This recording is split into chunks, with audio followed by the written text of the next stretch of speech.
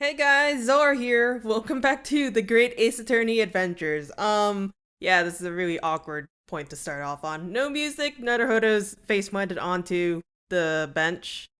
It's called the bench, right? Anyways, we're over here in the Old Bailey trying to defend, I'll get the picture in a moment, Mr. Magnus McGilded for the murder of thrice-fired Mason. And as you can see from Naruhodo right here, things are not going well at all.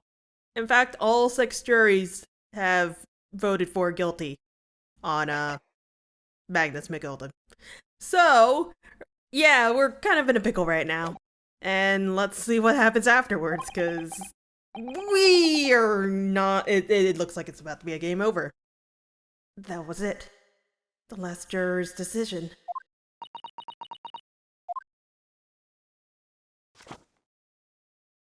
And it looks like Susato is trying to see if we have an outing of this. According to this encyclopedia of British law, apparently that's how you spell encyclopedia, when all members of the jury have concluded that the defendant is guilty, court proceedings are suspended, and the preceding judge will deliver the final verdict and sentence. That's what it says here. The final verdict. It's over then. Oh! There's a footnote and a low battery signal too. I'll be right back. Alright, I'm back with my controller plugged in, so hopefully that will not pop up again. Anyways, on to the footnote. A footnote? However, the defense, never mind. All 6 members of the jury are now in agreement of this case.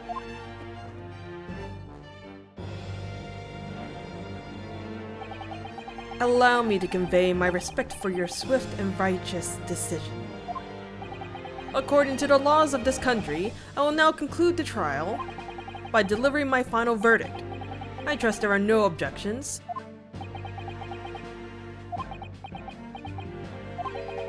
Miss Susato, just tell me one thing. Oh, yes? You were in the middle of saying something before. The footnote in your Encyclopedia of British Law. However, the defense... What did it say next? Oh, yes! Of course! One moment. When all members of the jury have concluded that the defendant is guilty, court proceedings are suspended, and the preceding judge will deliver the final verdict and sentence. Then the footnote says, however, the defense has the right to demand a summation examination of the jurors at this point. A summation examination? Is that what it was called before? Hi. Yeah, exactly my point. Objection! A summation examination. From which century has that tome you have there been resurrected? Judging from the binding, I would say that book is at least 50 years old. Any modern texts on British law wouldn't even give such an antique procedure a mention. It's a relic, long forgotten, and certainly no longer practiced. So you're out of luck.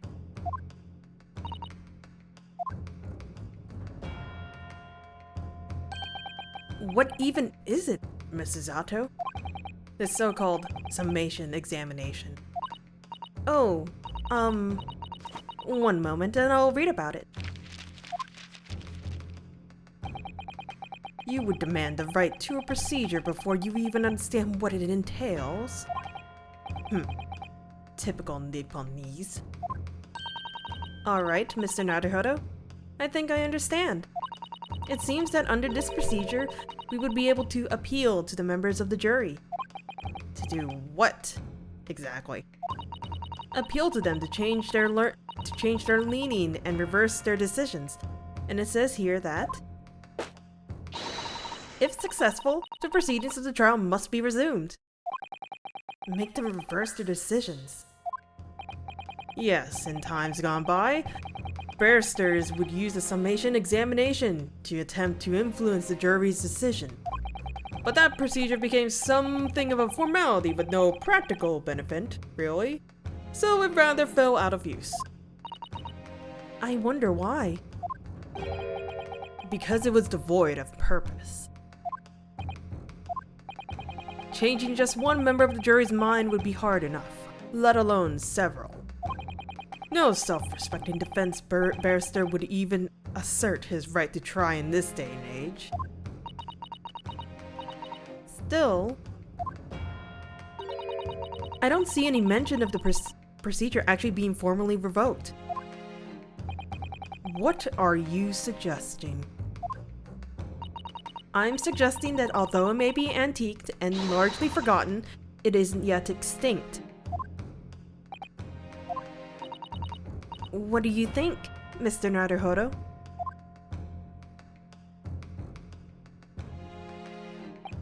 A summation examination.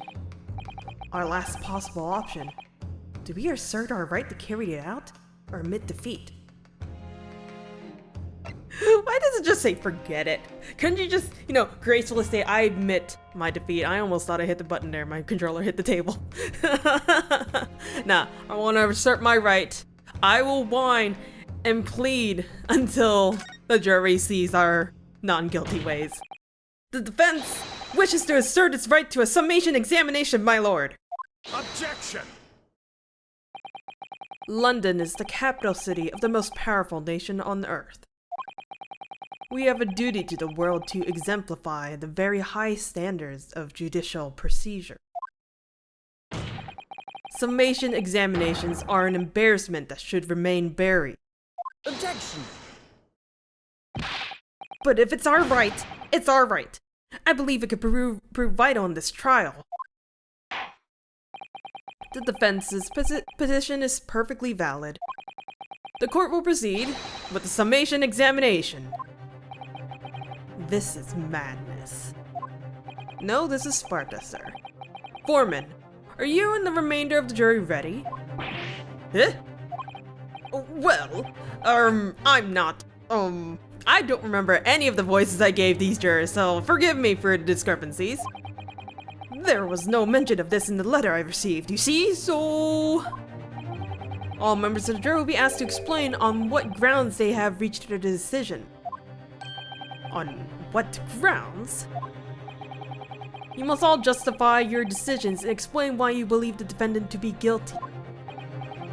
Well, my lord, you're rather putting us on the spot. This is most irregular. No mention was made of this before. I don't really hold with all this justifying lark.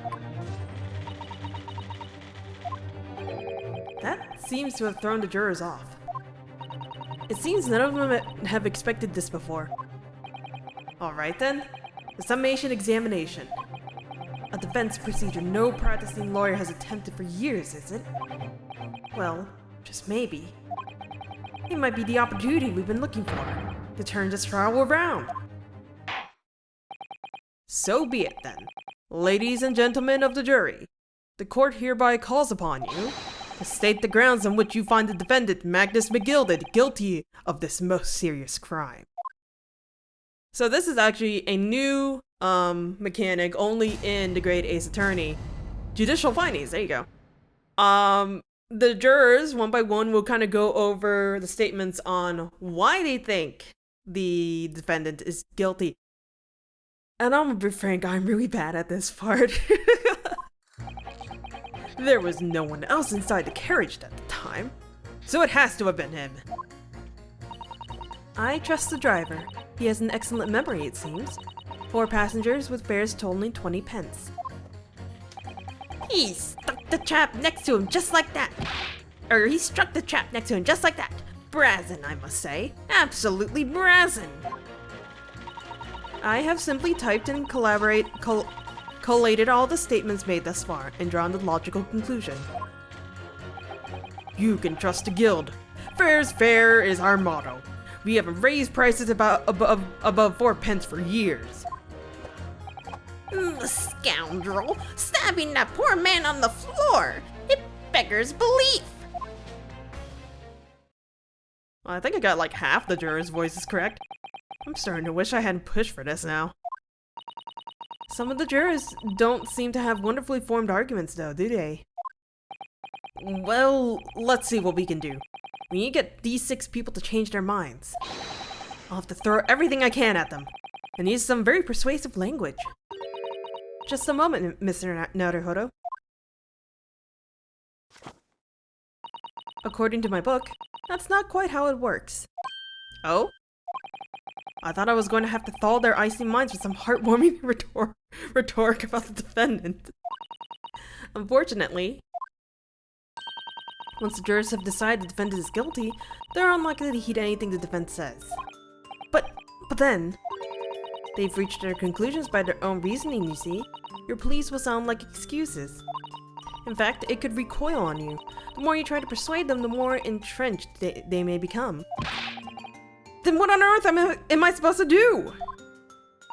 Oh dear, I'm just citing what I read about British law, Mr. Naruhodo. Right, I'm sorry. Do you have any idea how to make this work then? Well, from what I can understand, the key to this procedure is using the jurors' own words to make your arguments. What do you mean? Well, the 6 members of the jury are randomly selected members of the public. They may appear to present a unified front, but the truth is, they are complete strangers who just happen to find themselves here in the courtroom together. And that's the way to break them down, you mean? Yes, exactly. We must listen very carefully to what each member of the jury says, and see if we can identify any contradictory statements. If we can contrast the statements and pit the corresponding jurors against each other. Let's see, so it contradicts in what 2 or more jurors say that we're looking for. In a way, then, this is similar to a regular cross-examination. Oh, yes, I suppose you're right. Find the contradictions in their statements and pit the jurors against one another to break them down. Alright, I might be able to pull this off. No, that's not right. Oh, that was a double slappery. I have to pull this off. Can we start proceedings, counsel? I would ask you to take the stand for this. I'm expecting a clear and concise rebuttal. Yes, my lord. I can see Beppo just shivering in the background. Jury examination! Yeah, as I said before, I am pretty bad with these, if I remember how I went the first time I played this game. So I have no idea if I'm gonna remember, if I know how to do this correctly. So let's go over each of their statements kind of one by one. There's no one else inside the carriage. From what he's saying, that is true. There was only the defendant and the victim in the carriage. For this young lady, she trusts the driver, which, from what he's saying, he has an excellent memory. And they're saying it's 4 passengers with fares totaling about 20 pence. You're just telling us of the moment where it's just stabbed the victim into the belly. It's just very horrible. I don't blame you for that. I've simply typed and collaborated all the statements made thus far, drawn a logical conclusion. So she's just voicing out her own opinions, because we can't really use this to our advantage, I think. I believe you're the carriage guild leader. You can trust the guild, fares our motto. We haven't raised prices above 4 pence for years. And she's still kind of mad that she was kind of tricked. Although she is incorrect that the poor man was not stabbed on the floor.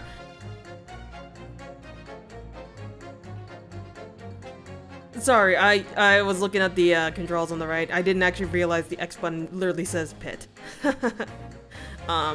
We can theoretically press each of these jurors. We can press their testimony for more information. And like it's basically the same as a cross-examination, except each testimony is for each juror, and we can compare different testimonies against each other. So, I guess let's go ahead and press the Guildmaster first. That's how much it costs to take the omnibus? That's right. As the Guildmaster, I decided to set a policy for all drivers across the city. I don't know why I rolled my R there. One fare, no matter which bus you take or how far you're going. We have to compete with the rise of the motor car, you see. Which is basically the car back in the good old days. Us coachmen have to make a stand together. Motor cars, you say? Yes, and this murder on one of our buses is extremely damaging to our cause. It's beyond the pale. It'll lead to a decline in passengers, you mark my words. It is all that rascal's fault. He has to pay. Is it the crime or his buses he's more worried about? Anyway, every member of my guild is reliable and trustworthy. So if the driver says he saw him do it, then the fellow in the dock is as guilty as sin. Alright, I know you're influenced by what, how Von Zeke's kind of twisted this around his finger. I'm actually curious on what you say. Or maybe not. What have you been doing all this time? What have you been doing all this time? There. I should have thought it was obvious. I am recording everything that takes place as part of these proceedings. And what have you learned from that? For example, at this moment in time, the judge has used his gavel 11 times in total. The prosecution has snorted their your remarks 7 times in total. Oh my god, I can't even say that word correctly, but I'm laughing too much. And I might add, each time you have gawped like a simpleton. Thank you. And what's the point exactly? So anyways, madam, are you able to explain why you think the defendant is guilty? That is a conclusion that is drawn as a result of the copious notes I have typed. Clearly, but I'm asking you to explain why you've drawn that conclusion. Please don't distract me. It makes it extremely hard to concentrate on my note keeping. This is going nowhere. Alright. I did notice there's 2 people who are like really focused on the fact that the act of murdering was horrible, but there's also 2 people mentioning like the money point of the fare. So I'm gonna go ahead and press this young lady. But does his ability to recall his takings that night really tell us how trustworthy the man is? I manage all of his lordship's cash affairs. Wait, are you his actual maid? Oh, I thought you were just randomly. So, normally, I think in modern times, the jurors are completely random and unbiased. Like there should be no relations to the people on the jury with people on the prosecution or the defendant's side. That's what it should be. But if what I'm understanding her correctly is that she is the direct maid of McGilded, which completely offsets that entire premise. Granted, we probably should have gotten that idea when the Guildmaster was added in there, because I don't know if that jury rule also tries to separate it from people related to the witnesses. I'm thinking yes. Anyways, that's beside the point. So I'm very particular when it comes to accounts. She might just said my masters or his masters, whatever. I don't know if she's referring to McGilded. A single penny can mean the difference between life and death, after all, can't it? That's a saying in your country. My point is, a man who minds his figures is a man you can trust.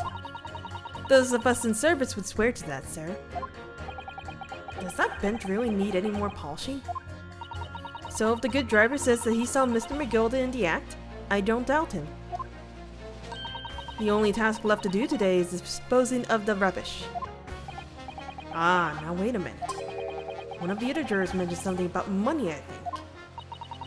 Now would be a very good time to listen carefully to the jurors' statements again, Mr. Naruhodo. If you notice an inconsistency in what two different jurors are saying, I should expose it by pitting them against each other. Yes. Let's see if I can do just that. Alright, so... I don't want to see your face right now. What happens if you press X? It shows this up. It used to show it up on two different screens, but that's beside the point. So we have one statement at the top. That's the statement that we want to pit against. Or no. The statement that we want to pit against is the one on the bottom. The one we want to compare it against are at the top, as well as the associated jurors on here. So when we have these side by side, we can count it out.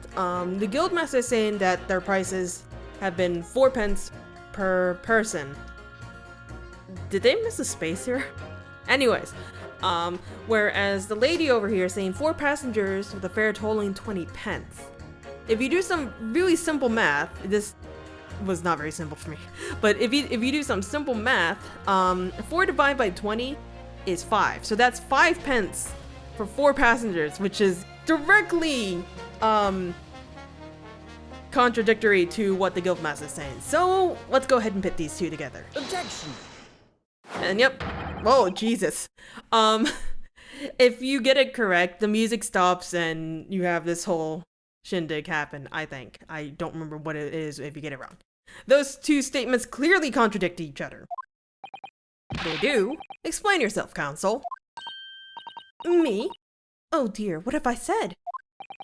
I swear on Silver Blaze's maiden name, I haven't the first idea what you're talking about. According to the group testimony we've heard so far, there were 4 passengers on the omnibus on the night in question. And according to the coachman, Mr. Beppo, he took 20 pence in fares. Quite right. I have those precise details typed neatly here in front of me. And juror number 5 also told us the following.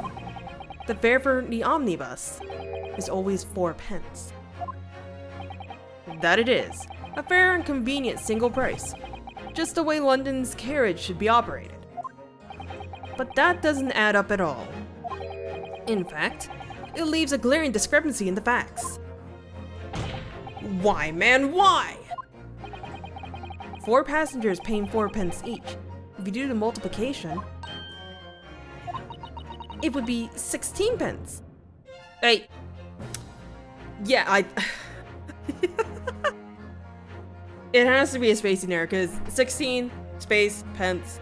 I'm guessing that specific word for 4 pence is just stored as a variable and being reused wherever needed. Listen, I'm a freaking programmer. That's what I'm guessing. The fact that we have multiple instances of the same misspelled word. Hey, we're going back to the game. Exactly. As I said, it doesn't add up. The figures are different. By 4 pence, in fact. More precisely, 1 person's fare. 1 person's fare? Yes. In other words, on the omnibus that night, it's distinctly possible there was another passenger we've heard nothing about. Good gracious! This can't be right! The coachmen of the guild are good, honest men, one and all! Trustworthiness is our watchword! The figures your coachman claims most certainly do not add up. Your watchword, good sir, is a fallacy. I beg your pardon! Please don't fight on the stand, please. Mr. Guildmaster, I think you ought to consider that if this trial were to end now, the news will surely spread all over London. The news that one of your coachmen tried to hide the fact that he let nefarious characters ride his omnibus. Alright then, how do I make it so this miserable trial doesn't end,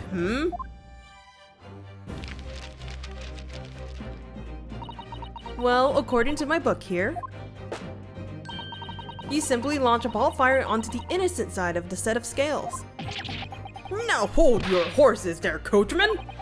We were all in agreement. Why do you have to go and... Wait till I get my hands on you, Beppo! I feel so bad for Beppo right now. But yeah, we got a little ball fire in the innocent side. Ugh, this is all very irritating. Begging your pardon, sir. I'm going to do the same. Now we got 2 balls of fire. For the love of Mike, not you as well. A penny can be the difference between a smile and a tear, after all. I certainly can't put my trust in someone who doesn't follow my exacting standards in financial matters. Oh, really? I, for one, think it's only proper that we hear from the witnesses again. Oh, well done, Mr. Naruhodo! You did it! If we can manage to change 2 more jurors' minds, we can force the trial to continue. 2 more. Actually, there is something else that's bothering me about a couple of their assertions. Then that's where you must strike next. So I need to pit 2 more jurors against each other and show that there's their contradiction in their assertions. Ah! I hate my life right now. Well, the scales of justice have shifted, but they still weigh heavy on the side of guilt. Counsel, you have the floor again. Continue with your summation examination. So yeah, we have to go ahead and convince the majority of jurors that we should proceed with the trial by having to go on the innocent side. That's basically what this thing's doing compared to a normal cross-examination. Again, it can be a little bit difficult, especially for someone as single-minded as me most of the time. But once you get used to it, it isn't too bad. The other 2 testimonies that I wanted to point out about was the old lady right here, as well as this young lad over here. He's saying that he was stabbed next to him like that, and she's saying that he was stabbed onto the floor. Completely different assertions, though I think most of them might be from some, God, how do you say it? Basically emotions getting to the best of at least the old lady's logic. Objection! Those 2 statements are completely contradictory. What? Explain, counsel. Post haste. Oh, dearie me. I was only knitting a jumper for my other half.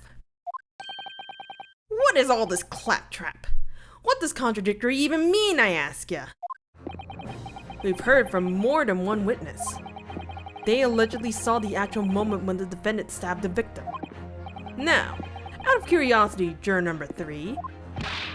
What? Can't you see that I'm busy here? Again, how the hell did you get a knife inside this courtroom? How would you say the defendant stabbed the victim? What sort of motion was it? Ha! Want to test me, do you? It was like this! Struck the fellow next to him without even getting up, just like the prim banker said. Yes, that's what Miss Fairplay's testimony. That was Miss Fairplay's testimony. Mr. Apparently he's a lady now. Quite true. Now then, juror number 6. Oh, is that me, is it? What can I do for you, young man? How would you say the defendant stabbed the victim, madam? Oh, well, dear, as far as I understand it, it was like this. He stabbed the poor man after he collapsed on the floor. The coachman said so. Now don't move! Take a look at those 2 jurors. He struck the fellow next to him without even getting up. And he stabbed the poor man after he collapsed on the floor. Well, I never. They're stabbing in totally different directions. What? Bless my stitches! What a muddle! What this tells us is that there's a strong possibility one of the witnesses isn't telling the truth. Oh, but why? Why the dickens would they lie? I don't know that yet. But what I do know is that if the trial ends at this point, we may never find out. We may never know the real truth. Ladies and gentlemen of the jury, can you really let that happen in all good consciousness? Conscious? Lies, you say? Oh, dearie me. I can't abide people telling lies.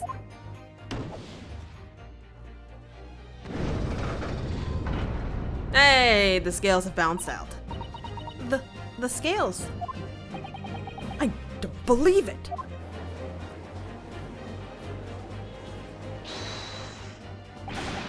Wait! Now hear this, my fellow jurors. I warn you, you cannot listen to this man. Look at him, in his black suit. He's clearly some devious Eastern sorcerer using magic on us all. If I could use magic, do you really think I'd be putting myself through all this? Answer me this, Dark Jinx. Huh? Me? What exactly is the problem? What of it if two witnesses have slightly different recollections of events? What of it? Let's say the Shylock did stab the victim as he was sat next to him on the omnibus, and this young dandy saw him do it. And now let's say that the victim collapsed on the floor, and that the Shylock stabbed him again, and this old lady saw him do it.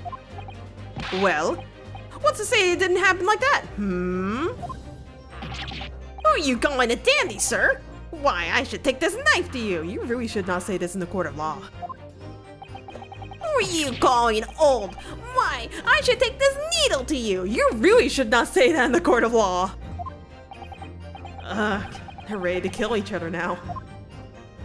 This is the opposite of what we were trying to achieve, Naruhodo. But could the foreman of the jury be right? Did the two witnesses see two different moments of the same crime? I wanna say no, hang on. Yep, single stab wound. Out of question. This music is really good, man. Unfortunately, Mr. Foreman. What is it, you dark jinx? Come on, out with it! What you're suggesting is impossible. It's out of the question. What? What are you talking about, man? How can you possibly say that? You do realize that I'm only doing my job. As foreman of the jury, I have a responsibility to steer everyone in the right direction. So where's your evidence, man? That's what we want to see. I say the two witnesses saw two different moments of the same crime. If you say that's out of the question, show me some proof. It looks like the only way I'm going to convince him to is to present him with something he can't dismiss. Some irrefutable hard evidence. As you wish. What? I'll give you the proof. It's out of the question that the two witnesses saw two different moments of the same crime, as proven by this autopsy report that I hit the wrong button for. Take that! This is the victim's autopsy report. According to what's written here, Mr. Mason was stabbed in the abdomen. Only once. Eh? Only once? It's quite simple. The victim was stabbed precisely one time. Which means these witnesses can't possibly have seen it happen two different times. Well, he's having a bit of a problem. Oh! Alright. I concede defeat. Hey, look at that! Now we have 4 jurors on our side.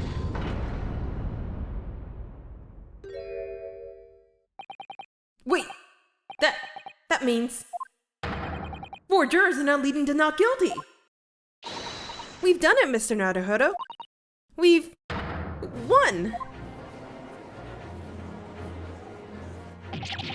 What are you playing at, you dandy fool?